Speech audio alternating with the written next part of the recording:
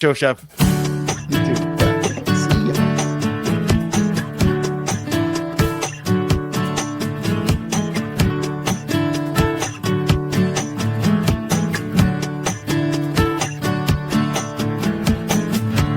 First thing we climb a tree, and maybe then we talk, or sit silently and listen to our thoughts, illusions of someday, cast in a golden light, no dress rehearsal, this is our life.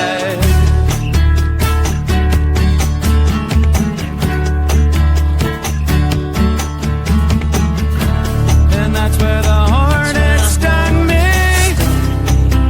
and I had a feverish dream with revenge and doubt.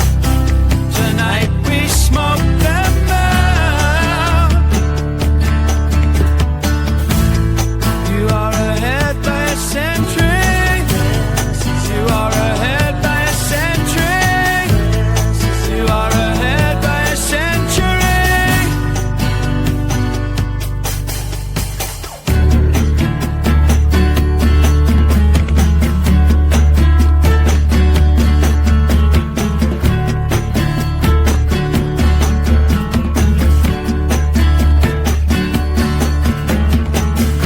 Stare in the morning shroud, and then the day began. I tilted your cloud, you tilted my hand. Rain falls in real time, the rain fell through the night. No dress rehearsal, this is our life.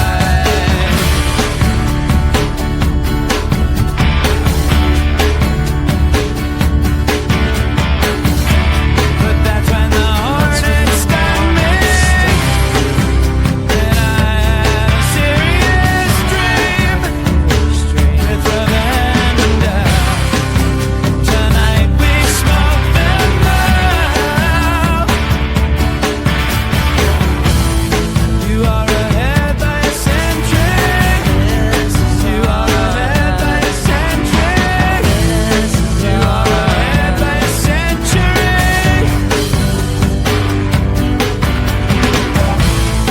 You are ahead by a century. You are ahead by a century. You are ahead by a century. And disappointing you's getting me down.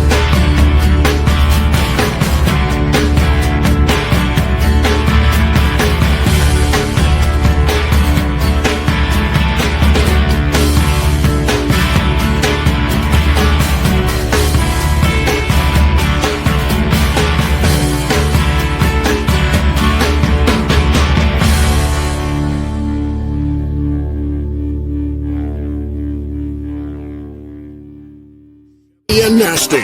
Host Randy Chevrier and Sheldon Napastia guide you through great stories that spark great conversations. Two really big guys talking a big game. The boys are locked in and ready to go. Welcome to the ride. Yeah, we did it, folks.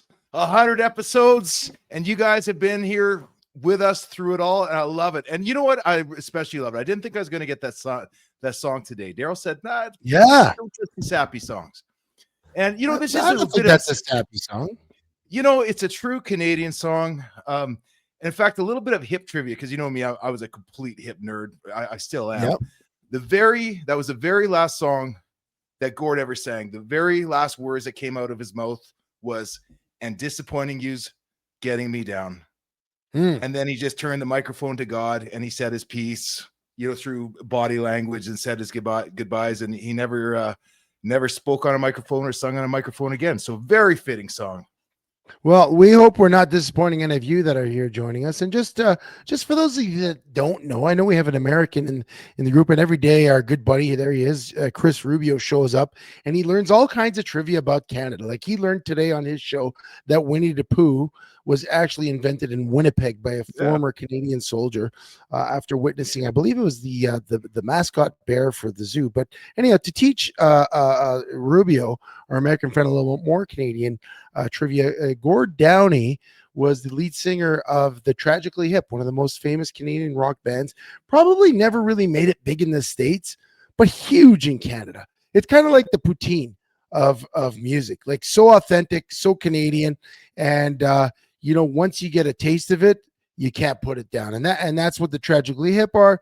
That's what poutine is. And hopefully that's what the ride with Chevy and Nasty is. We made it through 100 episodes here, and you guys have been with us.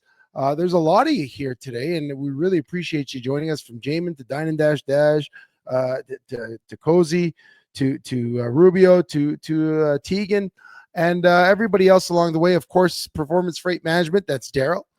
We Drone Real Estate Media, that's Sheldon Napashik and Amanda Napashik, and then YYC Business, our good buddy Bruno.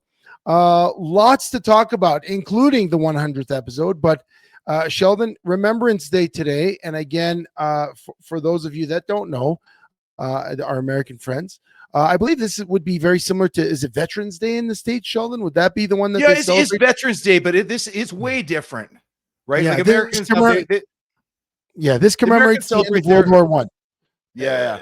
On November 11th, was it 1918? I believe it was. I know that's me looking up facts, but I can't remember them from grade school. I know it's the 11th hour of the 11th day of the 11th month is when they brought the war to an end, and that's in the States it is Remembrance Day, Veterans Day. In Canada, it's actually it's a federal holiday, a stat holiday, but it's kind of weird because not all jurisdictions, I think, honor it the way that they should. But, growing up as a Canadian kid, this was always one of the most meaningful, important days of the year. I think it's one of those holidays like the 4th of July. Canada Day is big, but it's not as big as the 4th of July. I think Remembrance Day is one of those understated days where you just allow yourself to think back about all your country's been through. And we're a young country, but, through war, through us doing our part to help Europe and to help our parent country, Britain, that is really important. It helped put us on the map and help form a big part of our identity. So it's a very important day up here. I hope it always stays this way. Well, and let's talk a little bit about that, because you talk about Remembrance Day and how important it is, and I know you and I share the same vision or the same opinion of this, but there are people that seem to think that it shouldn't be as big a deal, right? Which, I mean, it blows my mind, right? The fact that, I mean, when you build nations, a lot of times you build them on war, but also when you protect the freedoms of nations, sometimes it comes at the cost of lives, and it comes at the cost of going to war. Now, nobody ever wants to go to war, but you understand that in order to have freedom and peace, there's got to be protectors of that freedom and peace. And that's what our soldiers did over 100 years ago in 2 world wars and the many subsequent wars. And, I can't see even any sort of thought towards the opposite, and I can't understand, like how people cannot pay homage to those that have given their lives for, you and I to go eat poutine and do a podcast and watch sports and all that stuff. That came at a huge cost, like the freedoms we have, right? Yeah, it really did. And is one of the interesting things about it is I think for the most part, it is a day that's honored. It's not honored to the level I like it. I think it should be a true national holiday. I think businesses should be shut down for this day. I think I know the schools are, but I think we really should honor our veterans even more so than we're doing. But I heard this really interesting story, and I won't go into the full of it because I don't know all the details. But another great Canadian icon and inspiration was Terry Fox. Yeah, but before there was a Terry Fox, let's see if I can find their names here. It's a shame because I don't even necessarily remember, because I just heard about it on a show this week that in World War One. There you go. Trailed it up for you. There we go. Yeah, these 2 gentlemen. Where are their names here? Henkel and McDougall. Yeah, George Hinks and Marshall McDougall. So towards the end of the war, they were both, victims of war. One guy was shot 32 times in the leg, left to die in no man's land for 4 days before the Germans captured him. Had to amputate his leg. The other guy was, I think, an artillery shell or something, but it was in Canadian. The Canadians took care of him. Both of them ended up in Calgary for their rehab. And 5 years after the war, they're realizing just how hard it was in this country for them to get work. People looked at amputees almost as, oh, we got to, hands off. We can't touch these guys. These guys aren't capable. It was an uncomfortable, painful reminder of the consequences of war and of battle. Yeah. Unfortunately, that there was something like 4,000 amputees after World War I. But these two guys decided to take it upon themselves to raise awareness, and they go out and speaking about how the roles that amputees could play in the new Canadian society. They actually went out for a march across Canada. Their goal was to make it from Calgary to Ottawa to raise awareness. And if you think about it, if you're walking like Terry Fox on that artificial leg, the soreness that he had, these guys were on crutches the whole way. They had armpit sores. They had different prosthetic sores. They made it all the way to Kenora before one of them fell sick and sadly had to, stay in the hospital. The other one went on, and he ended up in a town called, it doesn't matter what the name of the town is. Coincidentally, that town later became Thunder Bay, Ontario, and that's the same place where Terry Fox's journey ended as well. But Terry Fox, an icon and a legend, these guys did the same thing, attempted the same thing. They just didn't get the same press that Terry did. But I'm glad that story's being shared. I never heard about it my entire life. I love hearing about it today. So guys, if you get a chance, Wikipedia, look up, there's a bunch of articles, Hinks and McDougall. Well, and when you talk about a great Canadian legacy, from that same legacy would be the War Amps. A very famous Canadian program. The War Amps was basically started in 1918 in British Columbia, and then it grew across Canada. Local groups merged together to spread advocacy for amputees across Canada, and they have that champ program. We always see those commercials during the CFL games. They're I believe it's big supporters of the CFL. I remember when I was a kid. You remember that? Just a little off topic, but you remember that War Amps commercial with the robot that gets his arm chopped off and he says, I could put my arm back on, but you can't. So play safe. That's the slogan, right? Play safe. Yeah. And, the War Amps all came from the end of World War I in 1918. So a lot of tie-ins to Remembrance Day, and definitely, things to think about. I mean, I had my grandfather participated in the war. I think it was World War II. He was a pilot. And, I don't know him very well. I knew him growing up, but he was, he from everything I heard, he came back from the war, a changed man. And it, when they talk about the scars and the effects of war and, how it was worse for those who came back, I believe that might have been the situation for my grandfather in terms of sort of the trauma and the legacy that left. But I also had a grandfather that fought in Italy, right? Because my mom's an immigrant, and in World War II, the Italians fought in the war as well. I think they fought on the other side. I'm not even sure at this point. I haven't looked into my grandparents' history, but the sacrifice of war, no one ever wants that. And no young 18-year-old that ever is sent to die for their country probably would have chose that when they were 15 years old. But when the time comes and your country calls, a lot of times you have to go. And I sure am grateful for those that went, because even a lot of times on a day like this, I took time to look at the Ottawa Remembrance Day celebrations and think about it. It's still tough to get that across to the next generation, right? Every generation removed, it becomes just a little harder. As much as you want to say, yeah, I show my kids what's going on. It is a little harder, unless you're like in the military service and it's part of your fabric of your family. It's a little harder, but it's nice that, at least I feel lucky that in Calgary, it's a big thing.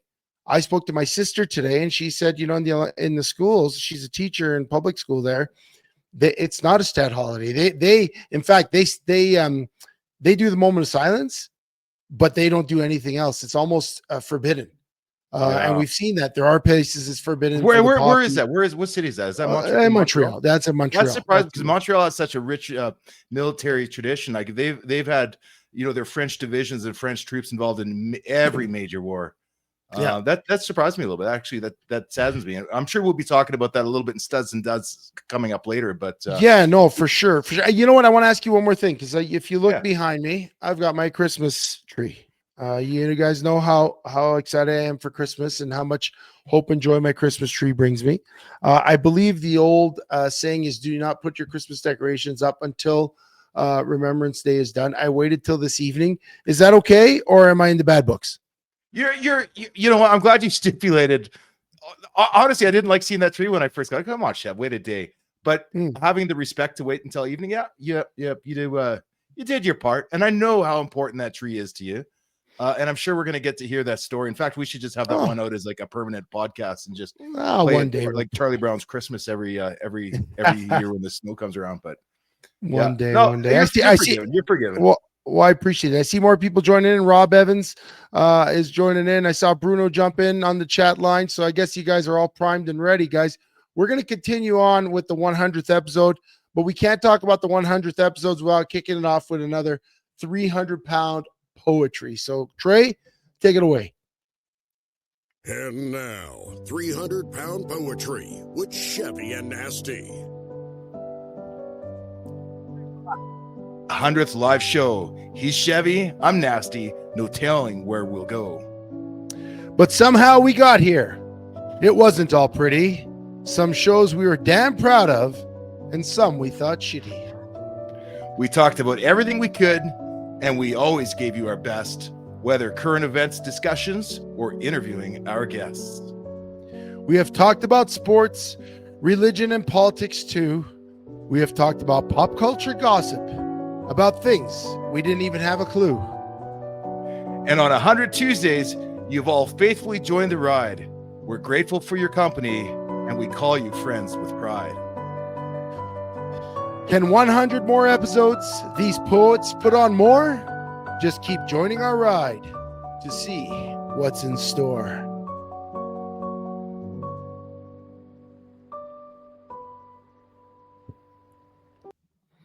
Good poem, Chef. Thanks, man. Your mic cut out at the beginning again. I don't know why that happens. When you talk, it cuts out on my here. Guys, you guys sound off and let us know. Does it cut off on yours too, or is this something internal on our system? Yeah, I always pause a little bit just in case. Yeah, I know you paused it. We missed it's the Tuesday night ride. But you know what? We've had little glitches and stuff, but that's par for the course with a live show run on internet across the we did cut out, but that's okay. Live show across the internet, three-way going with our intrepid producer Trey pressing all the buttons there. But Cozy says he'd feel better if I took off the hat. I think he's just telling you to take off that damn hat, Chef. Yeah, no, les habitants can't do that. But it is our 100th show. And Sheldon, I don't know, where do you want to go? Because I think we got to talk a little bit about it. It's our 100th episode.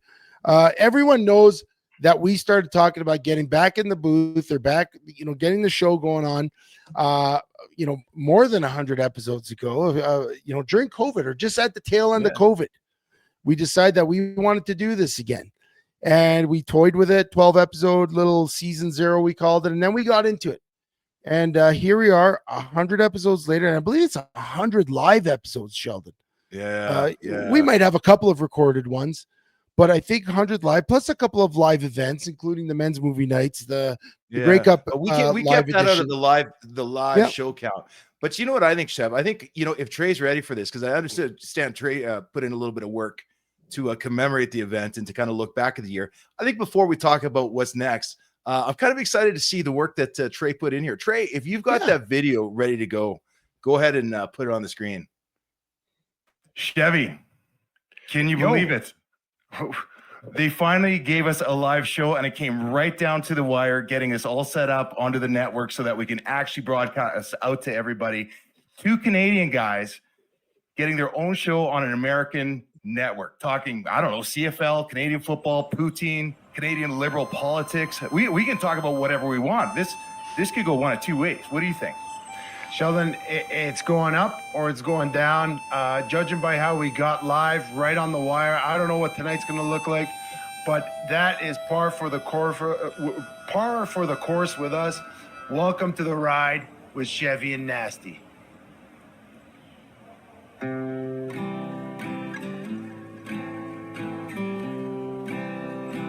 Welcome to the ride. Hey, man, thank you guys for having me, man. I feel appreciated. Hey, Nasty, I'm going to have to get you to open up the introduction for when I go and speak, because that was awesome. I'll be right back. He's got that Italian. There are.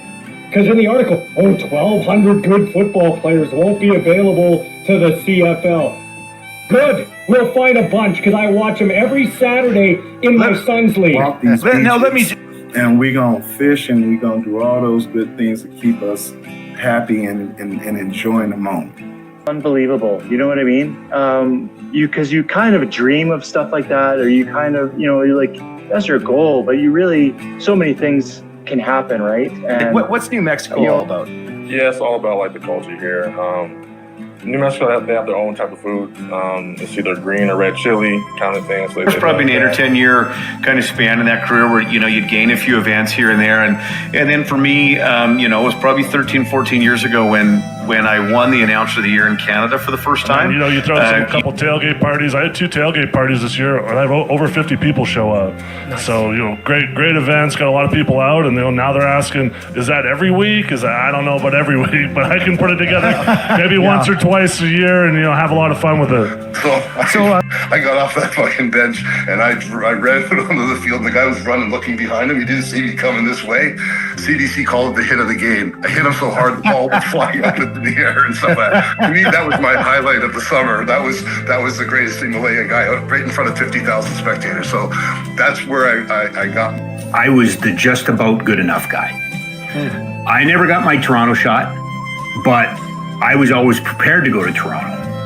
So to me, when I grew up in the business, everything funneled to Toronto. Average team. It just hurts so bad because you only have these opportunities every so often, and when you go 0-2 in the Stanley Cup Finals, this sucks. It sucks. Sheldon. And it's interesting because did you happen to sample the peppers before you just liberally applied them to your? I told you this time. We might not even have a producer to take us to commercial. He's about to pass out. Dying, so we're gonna. This is Reagan. Oh my God! So this is what they call the azalea. Cheesecake slice. What the heck? And it clicked. Oh my! What the heck? So everybody join in at home. If you're watching live, we can't hear you, but we're East Coast. Thought we weren't supposed to mention Montreal. Chef, come on, man. You told me that last time on IYC Business. And of course, the lovely Trey for producing this show and keeping us honest and keeping us, somewhat on time. Guys, thank you for listening. Sheldon, you're the best. See you next week on the 100th episode of The Ride. Snap, Trey.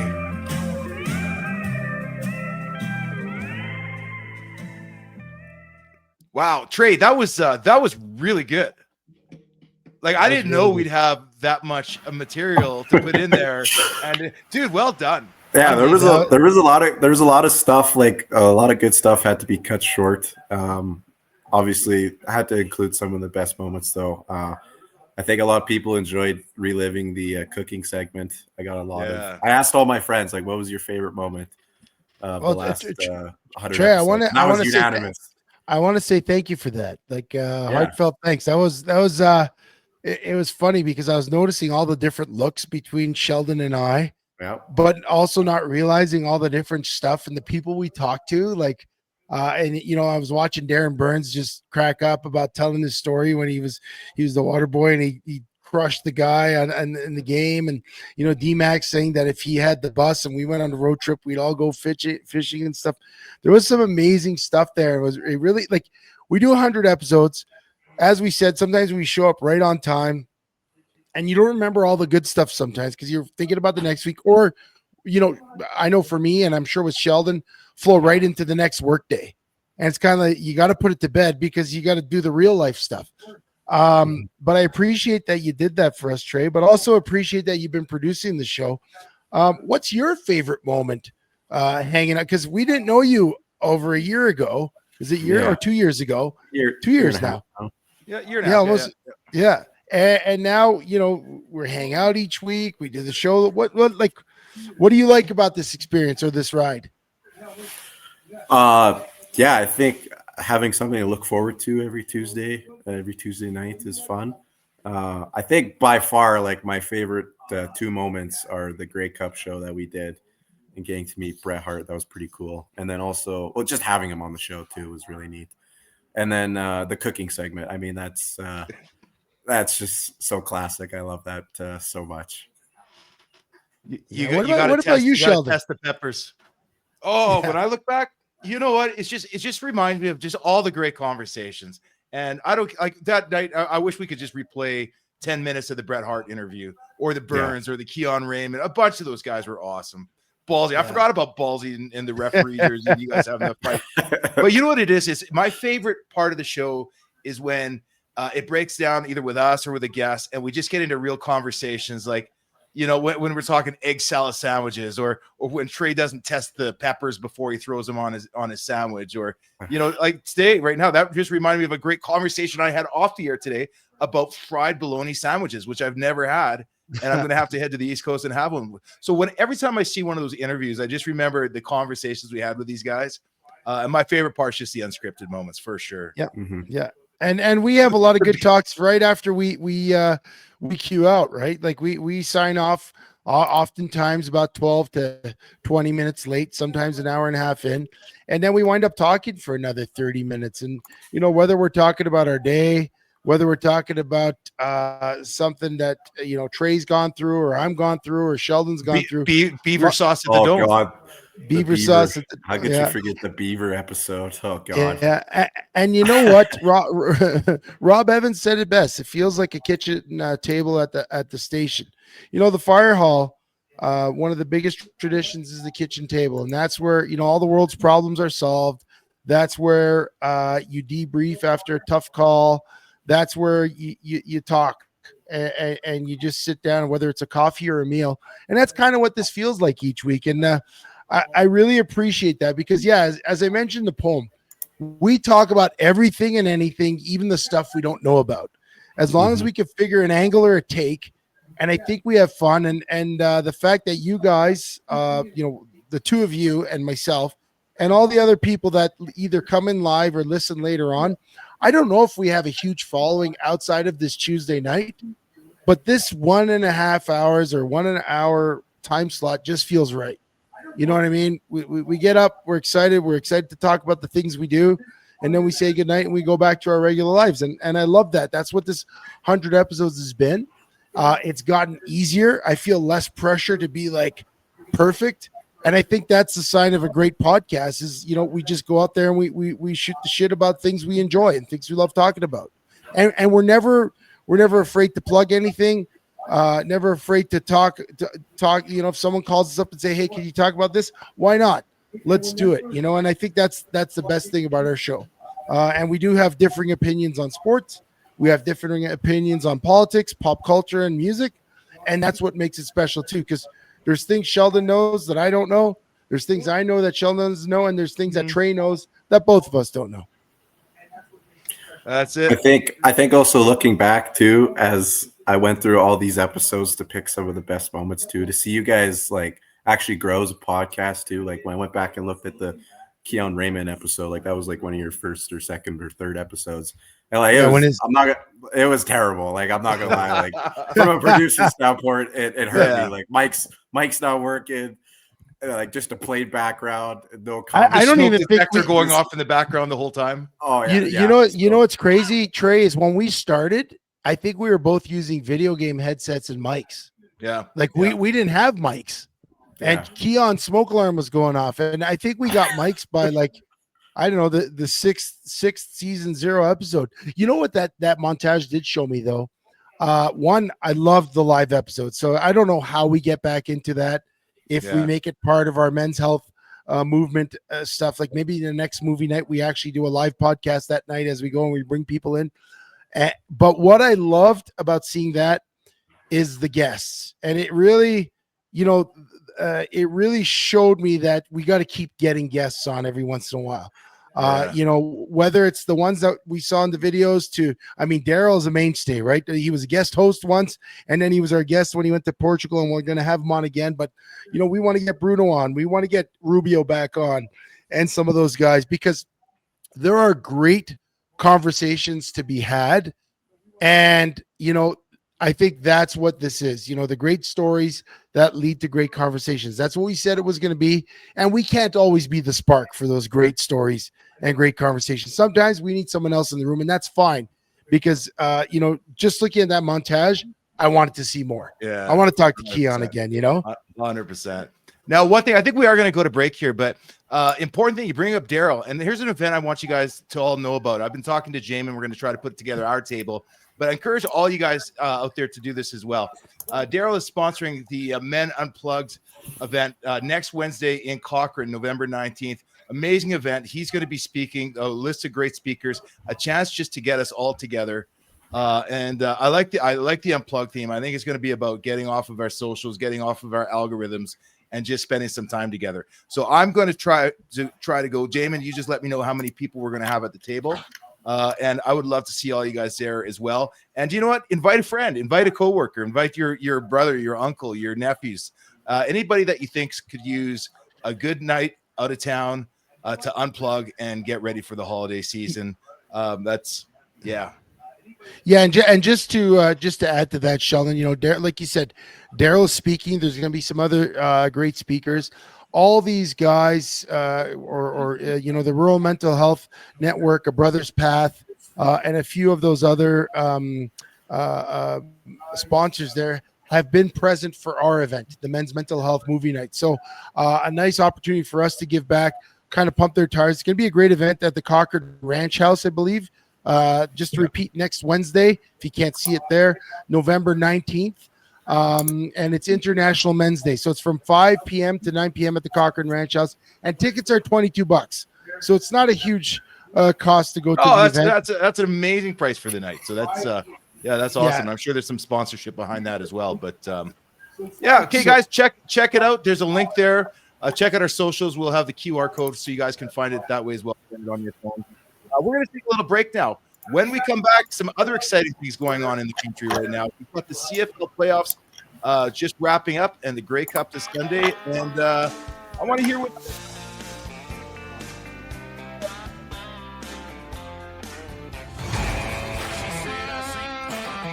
Performance Freight Management is a global logistic freight shipping company that will handle the entire shipping process for any package to any country. Whether it be a simple truck shipment from your office to Toronto or your company importing generators from China, PFM Freight handles it all. We have the expertise and technology to handle any shipping requirements. Skip the guesswork and let us take the shipping pain off your plate.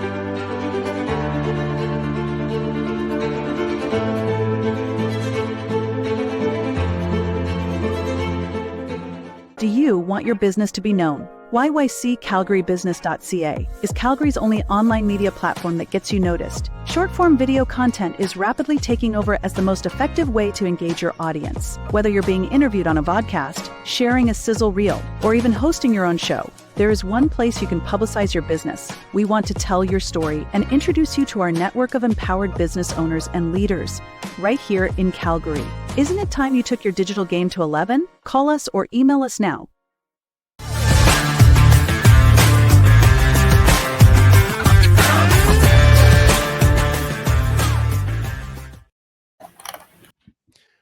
Welcome back to the ride. I'm Chevy. He's Nasty. Trey is our intrepid producer of this 100th episode here on the ride, guys. It went fast, and I don't know how we got here, but we got here. And you know, I'm excited. We have fun each week. The sky's the limit for us. We can keep going, make it as big. We can scale this thing however we want. But the one thing is, we love showing up every Tuesday night for you guys, and we couldn't do that without Performance Freight Management. We couldn't do it without We Drone Real Estate Media, and we couldn't do it without YYC Business. And if you have any friends or people that you think that could benefit from a little sponsorship with the ride, send them our way. We'd love to take them on, and that would help us make the show better for you and I guess for us. But you know who the perfect sponsor would be? Who would be? Someone food oriented, like a restaurant, a little pub, We need a restaurant. place. Because we talk food, like it's obviously it's my favorite thing. I keep Mhm. interrupting you with food stories. Yeah, we need to find a restaurant and a place where we could have a little local meetup, and maybe we can even shoot the odd live episode from the restaurant. That's Like a late- If like a you guys late know anybody 90s out there place. that loves guys that love food, yeah, hook us up. Can you imagine just showing up every Tuesday night at 10:30 p.m.? We show up to some local restaurant. Maybe we'll show up at 10. We have a quick hour-long show. You know, we used to do Nick's. I loved going to I Nick's. love Nick's, yeah. We always got treated well at Nick's. And when we did Monty's Crab Shack, you remember Monty's? Yeah. We did there. You know, it's actually funny, Sheldon, and I'll get to our topic, but I was on Friday, I was speaking at the Professional Young Insurance Brokers Conference in Edmonton. It was a fantastic conference. It was part of the Alberta Insurance Brokers, but this was the young brokers, so newer to the industry. They put on a fantastic conference, treated me and Brittany like gold, put us up in a hotel, invited us to all their after party and stuff. But it was crazy because there were people there that came up to me, and specifically because of the show back in the day, like not the football, and they're like, man, I used to listen to you on the Fan 960 all the time. And again, Brittany, who knows nothing about my football career, she didn't watch football, and she still doesn't watch football. She even said, I hear more about your radio show than I ever hear that you played football. She's like, if I didn't know you played football and you didn't have all the football memorabilia, I wouldn't think that you played football. I would have thought that you had a daily radio show. And I guess that's a testimony to the fun that we have together. And I think the chemistry, because I just have fun, and that's kind of, I'll leave it at that. And you know, we started having fun because we played football, and we played CFL football. So as a segue into CFL football, it is Grey Cup Sunday coming up, Sheldon. So we got to talk about the game. Well, I think we got to take it a step further than that too. I don't know if you're aware. You're from Montreal. Yes, I think I'm aware that I'm from Montreal. Alouettes. No, I'm aware that I'm from Montreal. Yeah, and I'm from Saskatchewan, the Saskatchewan Roughriders. In fact, Ah, I even got fair. to play 4 seasons for my hometown team back in Fair the day. enough. So this Fair one's enough. a little bit personal. I know Lights took us off. You went to the Cowboys and all over the place down south. Most of your time was spent with the Eskimos and the Stampeders, but I know you've got your roots in Montreal. What I love about this game more than anything else is that this is Canada's game. You know what I mean? We can lose to the Dodgers, to a couple of Japanese pitchers in the Major League Baseball. Canada hasn't had a Stanley Cup in 30 years. But you know what? A Canadian team's going to win this one, and it's going to be one of the teams from one of the cities that we grew up in. And that, I can't help but get a little bit nostalgic. I know it's not the NFL, Chev, but I get a little bit nostalgic every time Grey Cup comes rolling around. Yeah, but I don't care that this is not the NFL. I've been to and watched enough Grey Cups to know that this is probably one of the most exciting football games that happens each year. I don't care what team's in it. I don't care that it's NFL. It's not NFL versus CFL. The Grey Cup is typically one of the most exciting games, especially when it's played outdoors, because you've got the elements to contend with. And it's being played in Winnipeg this year, which is a great stadium, but an outdoor stadium. And I think last week in Saskatchewan, it was -20. Do we know what the forecast is? Well, maybe Trey could look up the forecast while we're talking here. But the CFL and the Grey Cup is one of the most unique football games to be played in North America. And the fact that it's uniquely Canadian makes it all that more special. And for people who, we've talked about this a few weeks ago, people who were part of the CFL American experiment that failed or that, you know, that kind of went under in the 90s, people that were part of that were fans in those days still come up for this Grey Yeah. Cup. Like, tickets are booked. They don't care who's in the game. They come up because the experience of going to the Grey Cup from the week, this is truly a fan experience. You know, the NFL and the Super Bowl is built around corporations. Yep, absolutely. Like you need the Willy Wonka golden ticket to go to the the Super Bowl. For the Grey Cup, so 1 degree and 1 degree down to -4. So it'll be probably about Perfect. It's probably about 0 degrees by game time. But you know, for the CFL, if we wanted to jump in a car, which would be a very Canadian thing to do on Saturday, and drive up to Winnipeg and sleep at someone's house that would let us in because we know someone who knows someone who knows someone, we would be able to get to that game because tickets are usually available and it's a fans game. But if you are going to the Grey Cup, you want to go for the weeks-long festivities. I've been a few times, and the Grey Cup is one of the best parties. It's kind of like, if I were to describe it as anything, it'd be like Mardi Gras of the North. You know, people come from all over. They have a great time. I mean, there might not be the boobies, but everything else is there. The parties, the you know, from the different teams hosting parties, like every team goes there and hosts a party that everyone's allowed to go to. It's not a VIP thing. You know, the Stampeders have the Stamps House, everyone goes. The Eskimos have, or the Elks have their party, everyone goes. And you can go from party to party and just hang out with CFL fans. And that's where everyone is just there for the same thing, to enjoy the game. It's pretty cool. Yeah, and you see a lot of the ex-players and stuff. It's not as exclusive as like the NFL press day. You can walk in there and you're going to see some of the guys you grew up watching. And that was always my favorite thing about when I did get down there, is just running into some of the guys and hearing the stories. So yeah, I'm excited about it, and it's going to be a good one. Let me ask you this: any surprises about the two teams that we're seeing here today, though? I'll be honest. I'm a little surprised more on the eastern side. I mean, I wanted BC to go there because last week I put my money down on Nathan Rourke. I would have loved to see a Canadian quarterback leading his team to Grey Cup. That would be unbelievable. And I think a lot of people in Canada are waiting for that moment. And I'm sure Nathan Rourke will have his moment, but I'm not as surprised that the Riders pulled it off. I mean, the way they did was a little surprising, but we could talk about that in a minute. But definitely a little more surprised in Montreal's performance. I mean, they had to play the crossover team in Winnipeg, so they had to beat Winnipeg, and then they had to beat probably one of the hottest teams in the CFL, and that's the Hamilton Tiger Cats that were led by Bo Levi Mitchell. So I'm a little more surprised in Montreal. But I mean, Jason Moss, what can you say about the head coach of the Montreal Alouettes? Twice in 3 years, leads his team to the Grey Cup, and twice in 3 years he does it as a heavy underdog in the fight.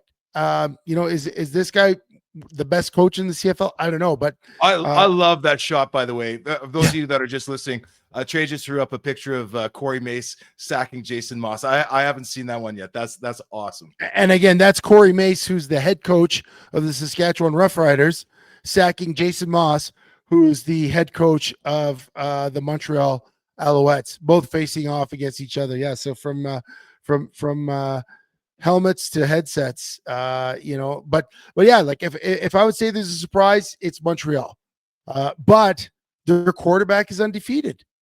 He has 13 starts in the CFL. He has not lost a game as a starter.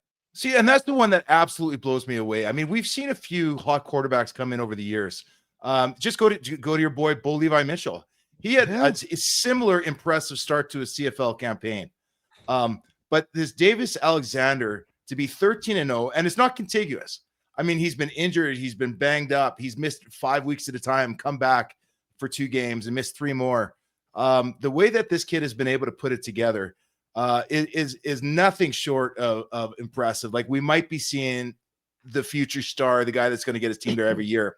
But I will tell you this, as important as the quarterback position is, you do not get there without a head coach like Jason Moss, like a communicator, somebody who understands the importance of developing a quarterback. Played the position, much like Dave Dickinson did, which probably played a lot of the success Calgary Stampeders had back in the day. So I'm not, even though I don't understand how Montreal is so good, the fact of the matter is they play team defense. They've got enough Canadian talent on both sides of the ball, and enough star power. They can run the ball, they can throw the ball, they can block. They earned their way to the Grey Cup. What actually surprised me a little bit, though, Chev, was when I look back at Saskatchewan. Saskatchewan had an amazing season. They managed to keep their quarterbacks healthy. The Oulette was healthy most of the season. Offensive line, they're kind of peaking at the right time. But that game was far from a gimme. Talk about Nathan Rourke, and I'll tell you what, Nathan Rourke. I'm going to say it here right now. Trevor Harris had a great season, and he's going to win the Grey Cup. That's my prediction. But Nathan Rourke is going to be a staple at this game for years to come. I mean, we're just starting to scratch the surface of how good this player is, how well he sees the field, how well he's able to develop the ball, deliver the ball to his weapons, both in space and the long pass, as well as just like putting it over linebackers' fingertips. This guy is special. I would say Saskatchewan's actually lucky to be in this game. But you know what? Having that bye, I always find hurts the team. Saskatchewan hasn't played a meaningful game in probably 3-4 weeks. Well, and it showed at the beginning. It showed at the beginning of that game. I think they went 6 series where they had to punt 6 in a row where Trevor Harris couldn't get it going, and Nathan Rourke was picking them away. And we could talk about Nathan Rourke at another time because he will be a star in this league. There's no doubt. But yes, Saskatchewan was knocking off some rust. I mean, not only did they have the bye, but they had things locked up. I think it was 3 weeks beforehand, and you have to manage your players. And as much as I'm high on Jason Moss, who's a former teammate of mine, I'm also super high on Corey Mace, who is also a former teammate of mine. When I look at what Corey Mace had to manage the last 3 weeks going into the playoffs, that is tough on a coach. You're sitting there at night and you're thinking, okay, if I play my quarterback in any of these games and he gets knocked out, guess what happens? Everyone questions me.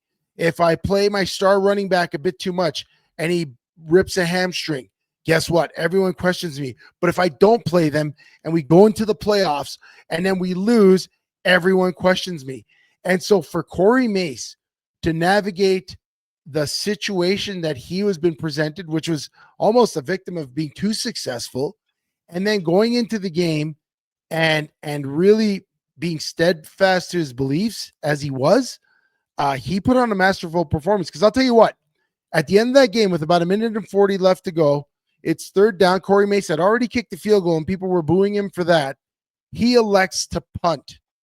And that stadium filled with boos. Filled with boos. And I was even explaining, I was watching the end of that game. I was explaining to Brittany that he punts this ball away and they don't get it back.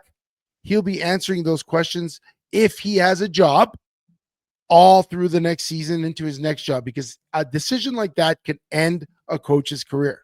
Punt the ball away. Especially in Saskatchewan. Especially in the playoffs. They will talk about that call for the next 15 years. He'll be 2 teams removed and he'll come back in and he'll get booed. And he knew that. Making that decision, trusting his defense would get him back the ball against that hot Nathan Rourke quarterback that's capable of so much. He said, you know what? I'm making this call. It's the right call. I believe in my guys on the field. They will get me back the ball, and then I believe my offense will go down and score. That takes huge balls. Huge balls to make that call. Make a punt call. I love a punt. I love that call. Like going back to that field goal, like I was on the fence about it at the time, but I did the mental math. There's about 2 minutes left in the game. And yes, I'm going to kick a field goal. I'm still down by 4 and I'm going to give him the ball back to Nathan Rourke. But Chev, what if you didn't convert? You're still giving the ball back to Nathan Rourke and you're even going to be further behind. So I like the decision that he made to trust his defense. I was a little bit surprised at it because earlier in the game, he did go for it. I think in the 3rd quarter, he had there was a case where, he was more aggressive earlier in the game. But yeah, that shows you the confidence that he has in his defense. And for me, when I look at this game on Sunday, it's that defensive line. I think they got to Rourke like 4 times that game. They're all over him. I know Rourke broke it a couple of times, but that defensive line is solid. And if you watch the end of that Montreal game, I mean, not Anderson, the quarterback, Alexander. Yeah, Alexander. Alexander, he tweaks his hammy. I mean, that hammy that's been hampering him all season long. Yeah. He re-injured that. So we'll see. I mean, that's the big question mark. That's the big question mark. I mean, it's been bugging him all year. He had a great game. He's playing well. You know, if there's any quarterback concerns for me, it's going to be that. A quarterback that has an injury, that doesn't have, you know, it's not like this. That's the one thing that's different from the CFL than the NFL. CFL, once the finals are done, you have you have 1 week before the Grey Cup. In the NFL, you got 2 weeks, right? So guys can heal, guys can come back. They go to the Super Bowl 2 weeks after the last playoff game. Here, they're right back at it. And there's not a lot of time for healing because you finish that game and, you know, Montreal was in Hamilton. You fly back to Montreal. You start getting your shit packed to get ready for the Grey Cup, and it's a mess. Like, it's chaos. Like, you get back home and everyone's asking you for tickets. It is not an easy time. Like, that victory that they had on Sunday becomes very short-lived when you faced with the pressure of having to prepare and pack for the Grey Cup, because it's not just about the game. You got people that want to come. If you got family close by, babies, like whatever it is, you're dealing with it, and it's chaos. The good thing is chaos for everyone. It's chaos for the Montreal players. It's chaos for the Saskatchewan players. They're all dealing with the same stuff, except Montreal's quarterback has that hamstring injury. Now, whether they can manage it where he can play and it doesn't affect him, I'd like to see that, because I'd like to see the best on best. I don't want to see a situation where Montreal's quarterback gets knocked out and they're playing number 2, which is McLeod Bethel Thompson versus Trevor Harris. And I don't want to see Trevor Harris get hurt because I like him. I mean, he's been a staple in the CFL for years. He's been to 2 Grey Cups, 1, 2, but never the starter, right? In 2012, he backed up Ricky Ray. In 2016, he backed up Henry Burris, but he's never been the guy. And this is, I believe, his revenge game against Montreal, because remember, he got dumped by Montreal in favor of Cody Fajardo and Jason Moss. And this is Jason Moss's revenge game against Saskatchewan. So there's a couple little subtle storylines. I think where there's going to be a real edge here, like these teams both have great offense, great receivers. I mean, you look at both teams, they have great, from Philpott in Montreal to Emilus in Saskatchewan to Sneed and all them guys. There are some great receivers. I would give the edge to the running back to Saskatchewan. Montreal's guy, I'm not even sure who their running back is in Montreal. He's good. They can run. They can run. Then they got that Thrice kid backing him up. But you know where I think the edge, if it just finished here, the edge is going to go to Saskatchewan in the return game. Mario Alford is a weapon. And, you know, the Grey Cup, every time I think about the Grey Cup, you know, I think about some of the games that stood out to me when Montreal won a few years, or not Montreal, when Calgary won a few years ago. And I think back to the downtown Eddie Brown days with Edmonton. Yeah. It's always been a big return that sets the tempo. And I think that this is going to be a big game for Mario Alford. I think that's where there's going to be a difference. There's going to be it's not going to be a very wide open game, but I think the difference is there's going to be a return touchdown in this game. And I think it's going to go to Saskatchewan. That's my prediction. Yeah, I love it. You know, there's some ball hawks on that defense too. So it's big plays always comes into effect in the Grey Cup. Okay, prediction. Prediction time. There's also the underdog factor that's affected the last 3. I got to go Saskatchewan Roughriders all the way. This is Trevor Harris's year. That is just too good of a team with too strong of a head coach and leadership to let this one slide. They're the favorite. They face these situations all year and they've come through. So yeah. Oh, that's great. Well, I'm glad you didn't change your pick at the last second like you did last year, because I was going to pick the underdog last year. And if everyone recalls from our live broadcast at the Hitman's Bar, last second Sheldon snags my pick. So I wound up having to pick. I see him, Chevy. So, but the good thing is you didn't pick the underdog this year, and I'm going to pick the underdog. This is eerily reminiscent of 2 years ago when Montreal went into Winnipeg and everyone bet against them. And I think if Trey could put up that graphic, every CFL pundit, I don't know if he has that one saved, CFL reporter, beat reporter, everyone's picked the Riders. And when everyone picks the heavily favored team, that's usually when I go against. So in this case, I'm going to stick with my hometown Montreal Alouettes. And I think that they're going to do what they did 2 years ago. I think they're going to surprise many. and they're going to pull off another victory. And Jason Moss is going to be cemented as one of the great coaches in the CFL. So go Owls, go. That game is happening on Sunday, but yeah, there you go. Trey's showing every. Makes me nervous. Makes me nervous. Yeah, it should make you nervous. Should make you nervous. Not nervous enough to change your pick. But that game on Sunday, I'm very excited for that. You know, part of me was looking at what it would take to drive to Winnipeg and buy a ticket. I'm that excited for this game. Like, I would actually do that, but on Sunday, I'm actually driving to Saturday, I'm driving to Raymond to watch St. Francis Browns take on the Raymond Comets. Oh, there you go. That'll be a big game. Provincials. So the Grey Cup's on Sunday, 4 p.m. Mountain Standard Time. And as that goes, we also want to remind you about the Men Unplugged event in Cochrane next Wednesday from 5 to 9 p.m. at the Cochrane Ranch House. Our good friend Daryl McAvena is going to be speaking, and there are going to be some other great speakers. Sheldon, we're going to have to take a break soon, but before we take a break, let's remind you guys, you've been with us for 100 episodes, but tell a friend that they can like, subscribe, and follow Chevy and Nasty on all socials, and of course, anywhere you get your favorite podcasts, including YouTube and Facebook. Thanks, guys, for joining us on the 100th episode. We're going to have a quick break, and we'll come back and wrap this up. Performance Freight Management is a global logistic freight shipping company that will handle the entire shipping process for any package to any country. Whether it be a simple truck shipment from your office to Toronto or your company importing generators from China, PFM Freight handles it all. We have the expertise and technology to handle any shipping requirements. Skip the guesswork and let us take the shipping pain off your plate.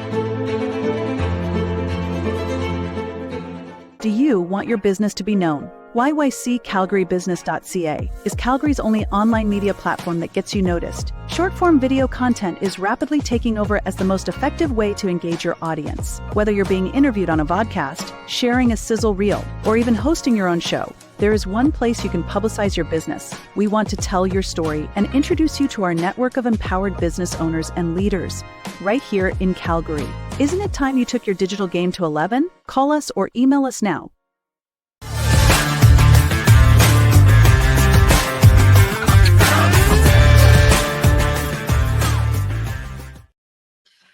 Welcome back, everybody. And again, just thanks for joining us, guys. 100 shows. I don't want to overstate it, but I don't think you can. I don't know if I had 100% confidence when we started this thing that we'd still be doing it this long, but I'm glad we are. I look forward to this week, this night, every week. And I'm glad you guys are enjoying it too. Now, one thing, Chev, where do you want to take this third one? We've got some good studs and duds. Yeah. Well, let's play the splitter for studs and duds, and then we can take wherever we want. So this is one. I think last year we talked a lot about the Don Cherry firing, and he said something at a time that you just couldn't say those words. But I got to ask, looking back at that, like today, I did have to work today, and I was shooting for a Canadian Forces veteran, retired. Yeah. And as I was there, him and his wife were playing on their social media that speech that Don Cherry gave, where he's standing in a military cemetery and sharing his thoughts on the importance of the day. And sometimes I wonder, Chev, are we losing the importance and the significance of that day? Growing up as a kid, that was Remembrance Day was important. We heard from veterans, we watched films, we participated in art projects, but we were 100% focused on why that was so important and the slogan behind it all, lest we forget. Yeah. That's the number one thing that Remembrance Day is about, lest we forget. Yeah, everything's good in the world, guys. Everything's going great. We cannot forget how close the world can come to all-out war. And for us, I think as a country, I think it's important that we keep these values, but it feels like we're fighting it ourselves right now. And I don't like it, and I don't think I totally get why. In the last couple of years, we've been seeing cases of schools on the East Coast asking veterans, telling veterans, okay, you can come to the school, but we don't want you wearing medals and we don't want you wearing uniforms. It just makes it too real for the kids. Yeah. And then this year, our court cases, our courts, again, I think it was Nova Scotia, and even in Saskatchewan, I heard that judges are forbidden from wearing poppies to commemorate Remembrance Day because, well, we let them wear poppies. What other political slogans are they going to have? Chevy, let me ask you this. A long way of getting to it. Is the poppy a political slogan? Has it become politicized? I don't know who's politicizing it. It's a symbol of our country, and it's a symbol of freedom, and it's a symbol of sacrifice. The poppy should always be commemorated in the way we have over the last over 100 years ago.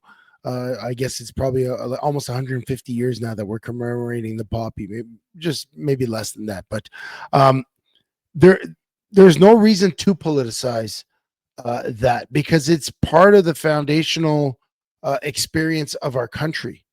I would rather have a poppy on our national flag rather than a maple leaf. That means more to me than the maple leaf because of how our country is built, because of what it stands for. And when I think about Remembrance Day and the poppy and the sacrifice, I think about a time when everyone knew right was right and wrong was wrong. And now it seems like everything's so convoluted. Like when you look at what's going on in Israel and Palestine, and people seem to think that there's shades of gray there. And when you look at what's going on in Ukraine and Russia, and people seem to think that there's shades of gray, there was no shades of gray back then. Evil was evil, and we could point it out. And the poppy represented the good fighting against the bad and the good overcoming. And we need that symbol because right now there are too many people selling the gray. And removing that symbol from what is important to us as a nation is removing the fabric of truth. Yeah. And this is not some modern symbol. It's not a symbol of appeasement or atonement to a particular group. It's not a symbol of reconciliation. It's not a symbol of let's recognize them. This is a symbol of the people that built everything that allows us to create political symbols for freedoms, for gender, freedoms for indigenous, freedoms for people from other countries, freedoms to have those tough discussions about tough subjects that we as a country have to figure out. A lot of the things that we don't like about our country have actually come because those people died for those freedoms.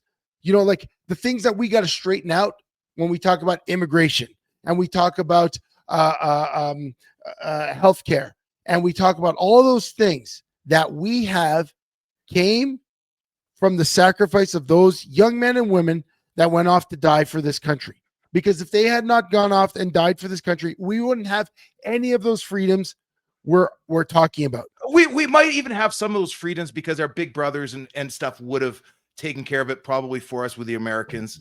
But at the end of the day, we did our part in some of the hardest times in human history. Let me say one thing that I think that looking back, as much as I agree with Don Cherry, and I think it was overblown, here's what I think the real problem was. Don Cherry came out at a time where speaking the truth was always looked at from a certain angle. And Ron McLean saw that angle. That's a little racist. That's a little anti-immigration. That's a little this. That's a little improper. We shouldn't be saying that these days, right? Ron McLean took kind of the high road in terms of let's not make people feel bad. When all Don Cherry said is, listen, you're moving to this country for a reason. Buy a damn poppy, understand the importance of the day, and support our veterans. I don't think it's so. I don't put all of the blame on the immigrants. As I see all of this going on, though, like Don Cherry called them out, you people, right? But what I'm seeing here, when I say you people better figure this out, I am talking to the longstanding Canadians and our institutions. That if I get what you can write in an article that we're afraid that if we allow judges and court staff to wear poppies, they're going to show up tomorrow wearing pride flags. They're going to show up wearing thin blue line signals. They're going to show up whatever the treat of the week is, supporting Israel, supporting Palestine. I get that. I don't want that in our course either, because that is politicized. That is picking a side on an issue that, grown-ups can have debates over. But when it comes to the poppy, that is a foundation that our country was built on. We paid our tax. We paid the heaviest sacrifices, our grandparents, our great-grandparents, and our brothers and our cousins and our uncles, even as early as Afghanistan, as recent as Afghanistan and Iraq. When the bell calls, Canada answers, and that's an important value of this country. 100%. Guys, I'm not blaming the immigrants on this one. I'm blaming us. We are not making this day important enough. It's a statutory holiday, but it's not. We'll still work, or we won't. Some places will. We'll have the kids out of school. We will have a moment of silence in other schools. Sheldon, the thing is, I deal with new Canadians all the time. I don't even like to say immigrants because, there's different sorts of immigration. There's people that choose to come here and they have to apply and they have to meet certain criteria and they have to learn the language, and they immigrate here by choice. And they do that because they're looking for a better opportunity and they contribute. Then there's the immigration where it's not by choice. They're fleeing, whether they're looking for asylum for whatever reason. They're looking for asylum and they're not coming here having to meet certain criteria. We open the doors, we let them in. But this is the thing, when I listen to Don Cherry's words about you people have to do better, I think I alluded to a little bit about what I was saying before. We have to do better in making sure that we educate our kids that it's important. We have to do better in making sure we educate the new Canadians about the importance, because they wouldn't know if we don't make it important as part of their entry. How would they know? How would they know what the little red flower is that you could buy at every store? They wouldn't wear it if they wouldn't know. If someone would tell them this is the ultimate sign of respect for the country that you've chosen to come to, that's welcoming you, and the reason we can do this is because of the sacrifice, you think most of the people wouldn't wear that? I remember, Sheldon, when I went to teach I used to teach in high schools, and this is when I decided I couldn't be a teacher. This is when I decided, because there's too many things that pass, that it's not because of the teachers, not because of schools, it's because society is just too damn comfortable right now. And one was standing for the morning prayer and the anthem. And you got kids, and this is not new Canadian kids or refugee kids or immigrant kids, whatever. This is the white Anglo-Saxon Protestant kids sitting in class because they are so entitled that they can't even stand at attention and shut up for 2 minutes for the national anthem and the morning prayer. That's not people coming to Canada causing that problems. That's the problems we have here, because everyone's too busy to teach their kids the fundamentals of why they have 5 cars and a cottage and a boat and a this and a $500 hockey stick, because they don't take the time to teach them what's important. So we're looking elsewhere for the problem when it's right in our own homes. It's right in our own homes. I agree that it starts here. But also, too, you talk about like not an immigration problem, that this is a white Anglo-Saxon Canadian problem. I'm going to take it a step further. When our government, now I know Canada has all kinds of warts in our history, right? I get it. Every country does, especially new countries that came here. And I mean, we transitioned pretty fast over 200 years to what Canada is today. But to have a prime minister or government parties, or to be rewarded over the last 10 to 15 years, not for acknowledging the problems that Canada has, but for calling out Canadians. I mean, if you take a look, just go on Reddit, go onto any social media page, see what the other side is saying about Canada. They've been teaching us that this is not a history to be proud of. It's a history of colonialism, of settlers, of all these things, forgetting that it was a symbol of freedom for a lot of parts of the world when Canada was developing. Yeah, things weren't handled well. But I think when we took away civic pride from our national identity, we spent more time apologizing and crying than we did standing up and saying, this is what great Canadians have done over the generations. I think that's where it started. And you're right. I can't just blame the politicians. It does start at home, folks. We got to make sure our kids are geared in, that we raise them right, and that they understand. Every kid knows what Halloween is. Every kid knows what Christmas is in terms of the retail aspect of it. Yeah, but for the true Canadian values, guys, that is up to us. And let's just make sure we're doing our part. I'm not saying you're not. I think I know most of the people that listen to us are right on the same page, but let's just be not as quick to blame the easy targets and to call in our politicians and the people that are in power and hold their feet to the fire a little bit to make sure. Let's be real, Sheldon. And I'm a parent, and I'm probably in the same boat when I actually think about it. Let's be real. People spend more time preparing for Halloween and Christmas than they do for Remembrance Day. How many parents bring their kids to the military museum? How many kids bring their parents to the airport museum where there's old jets and stuff to just teach them a little bit about that? No, but they'll bring them to a Halloween alley. They'll bring them to the Christmas stuff because that's the fun stuff. A haunted house. That's the fun stuff. That's the fun stuff. So, I do love war history. I do look into it. I'm very in tune with that stuff. Today one of my boys was home. I brought him downstairs and we watched the Ottawa Remembrance Day special. I made him turn off all this stuff. I said, "You're coming downstairs and we're watching this. It's important." And I don't do the best job, but I do the best I can. But I know some people don't even. It's a day off for everyone, right? It's a day off. Like for me, the decorations going up after the moment of silence is important for me. I don't do it beforehand. I think it's weird when I see like people lighting up. Even I don't care if you put them up, but lighting them up before, like people forgot that's a no-no. And like I said, that's not people from elsewhere. That's people from here just taking for granted that it's another day off. So I don't know, like when Don Cherry pointed out, I literally thought about that when he said "you people." I actually thought that he was referring to anyone that doesn't wear the poppy, anyone that doesn't pay the proper homage, especially those that have been here and that have been living off the fat of the land, so to speak. So I'm happy we got to chat about this because I think it's super important. When we talk about studs and duds, Sheldon, if I'm going to move on, something else that's super important. There's years where I'm more active and years where I'm less active. Saying that with the Christmas tree behind. I love Christmas. Jamin, dude, must not have caught the beginning of the show. He waited until after the end of the day and put it up this evening, after the moment of silence, after he watched the ceremonies. So you get a pass on that one. Well, I appreciate that. But what else is important is men's health. We talk about that. We talked about the event that Daryl's going to be hosting or speaking at on Wednesday, which Trey, if you want to put up the graphic, Men Unplugged, which is happening in Cochrane. But November is Movember, right? We talk about men's health, prostate cancer, testicular cancer, suicide prevention, and all types of cancers. Well, former Calgary Stampeder and the current Denver Bronco, great Denver Bronco, Alex Singleton this week, Sheldon, the stud move. I mean, he announced to his team that he underwent successful surgery for testicular cancer right after, I believe, he had 9 tackles in a Thursday night football game against the Raiders. This is crazy because he went for a random drug test after the game and found out through that drug test. I didn't know that they actually test. I didn't know either.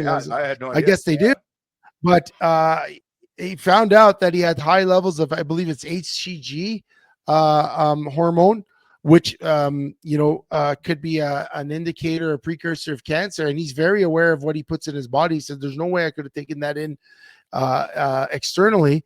Anyhow, went to see a urologist, and it was confirmed that he had early stages of testicular cancer and underwent a surgery. So, we talk about men's health, getting yourself checked. And that's something that I want to make sure that, a few years ago, I mentioned I had a tumor in my neck removed. And since then, I've been kind of like on the quiet front. Like, I get my yearly check with the fire department and I think, well, I had one removed.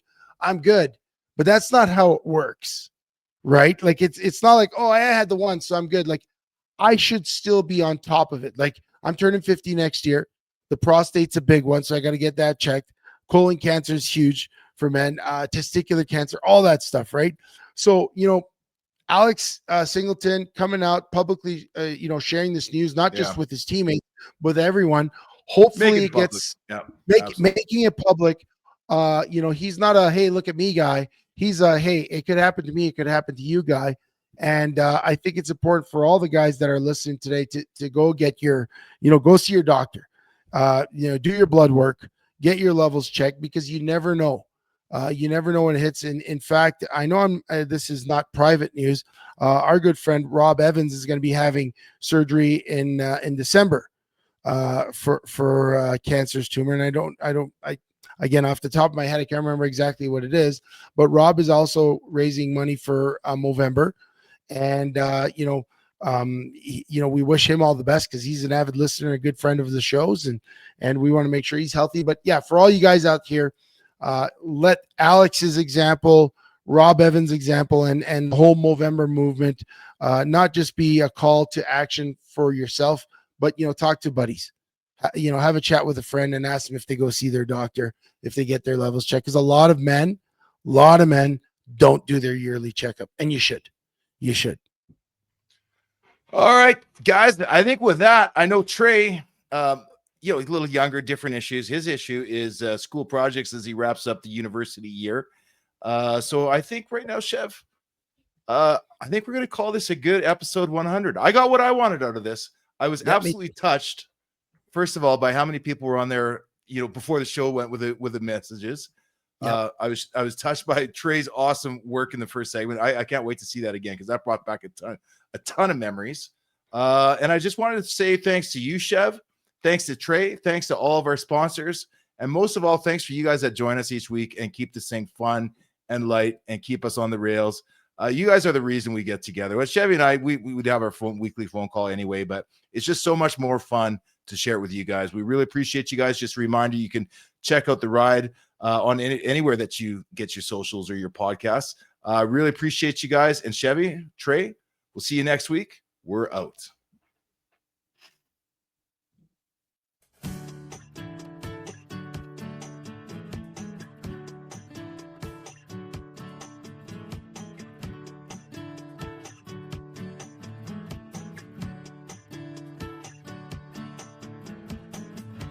First thing we climb a tree, and maybe then we talk, or sit silently and listen to our thoughts, with illusions of someday cast in a golden light. No dress rehearsal, this is our